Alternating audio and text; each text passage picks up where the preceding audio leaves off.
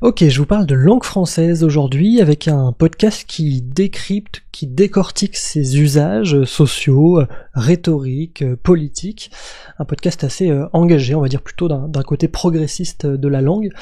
qui s'appelle Parler comme jamais, et vous commencez peut-être à me connaître un petit peu, je déterre bien sûr un vieux podcast, il est terminé depuis 2021,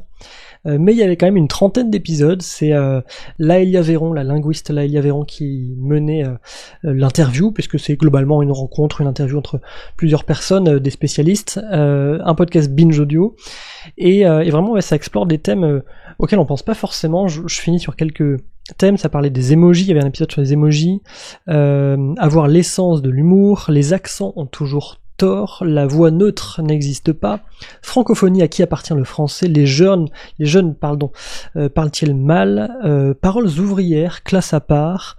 écriture inclusive, pourquoi tant de haine, le français médiéval, passif, moyenâgeux, vraiment, voilà, plein de sujets assez fouillés, j'aimais beaucoup ça, parler comme jamais, je vous recommande cette découverte et je vous dis à demain. Quand on dit qu'on parle la langue de Jeanne d'Arc, de Marguerite de Navarre, de Molière ou de Claire Bretéché, parce que tout ça c'est du français, c'est un peu vrai et c'est pas mal faux. En tout cas, c'est souvent source de gros malentendus.